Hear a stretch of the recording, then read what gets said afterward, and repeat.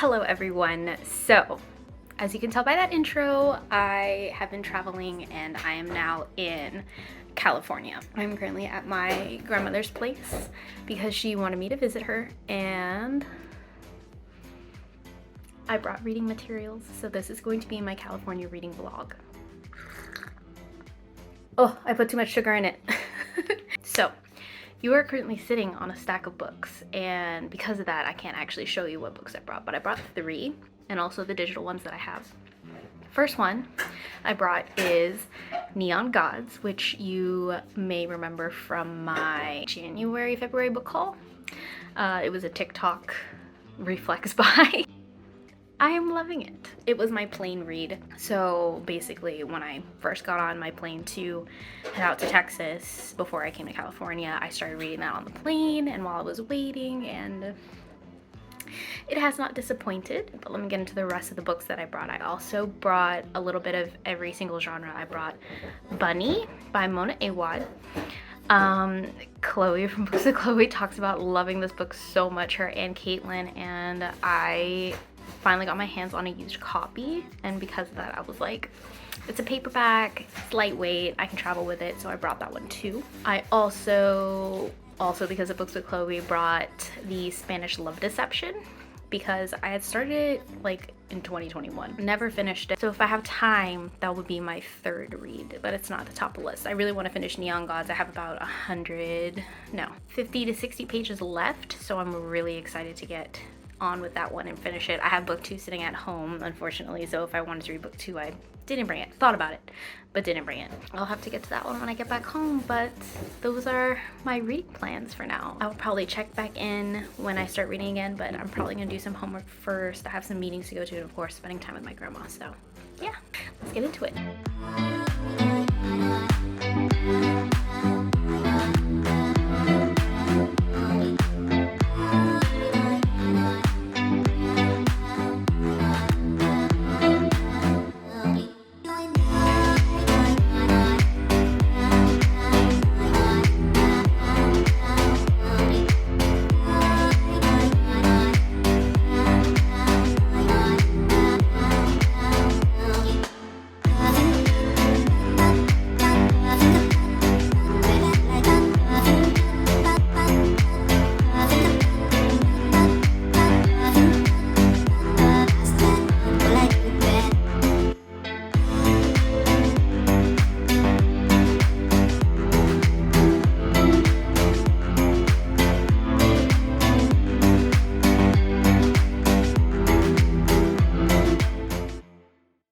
Everyone, how are you?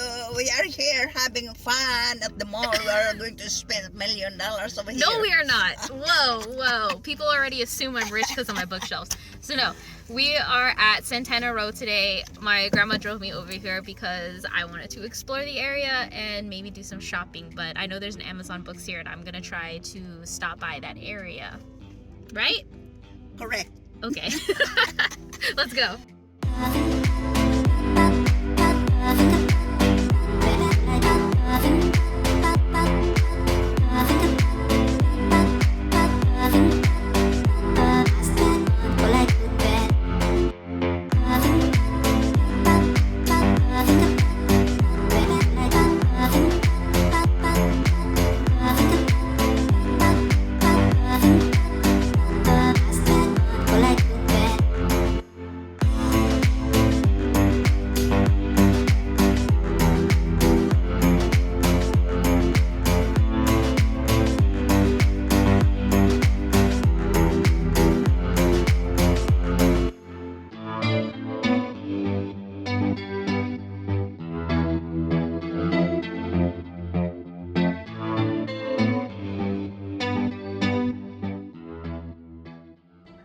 Hello, it is the next day. So from that last clip, that was the last of Santana Row out in San Jose, and I had tons of fun. I actually have a mini book haul and a stationery haul, and then also a couple updates based off of what I finished reading and started reading yesterday. So, book haul first. My grandma ended up saying like, hey, you can pick 1 to 2 books, and of course I picked one and she was just like, no, get the second one. So the first book I picked up, I wanted to pick something that I knew I had never heard of, that I would read the synopsis, look at the cover right there and be like, yes, I want this.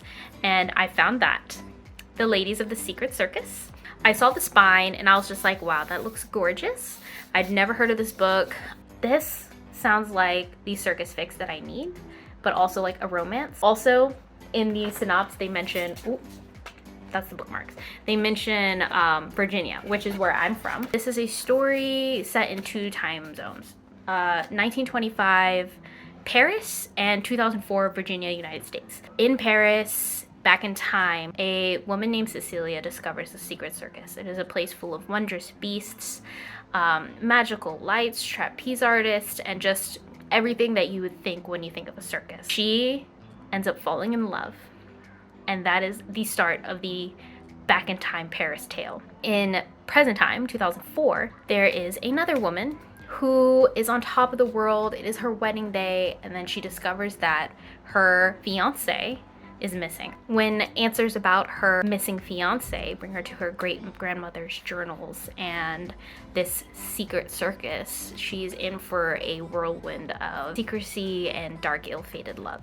That just sounds great for me. Right up my alley. I know that every time I look at this book, I'm going to think about this trip and that my grandma bought it for me and that I was here in San Jose and I bought this at Amazon Books in Santana Row, which fell out, but Amazon Books actually gave out these little bookmarks with each of their purchases, and if you were like a Prime member, then when you were in there you got the Prime online price, which I thought was really nice. It is because of that that I got to pick up a second book, which I had been eyeing from the Book of the Month books because it is a thriller with an autistic main character, and it is The Maid by Nita Prose.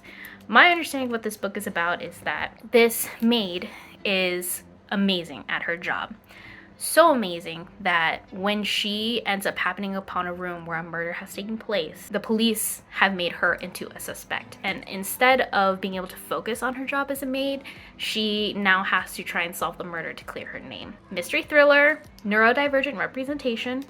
I believe that this one is really gonna hit the spot for me. The next store that I happened across, because I wasn't really looking for any of the clothing stores, I kind of just wanted to go to places that I knew I didn't have back in Virginia, and I actually found this place called Maido, and it is a Japanese stationery store that is a subset of Kinokuniya, but their stuff was so cute. Like, I walked in and saw their wall of stickers and was like, I need to have one. So I picked 2. The first one I picked was a little Shiba on a mushroom. My 5-year-old dog is a black Shiba, but of course most of the art are the red Shibas, so this is so cute.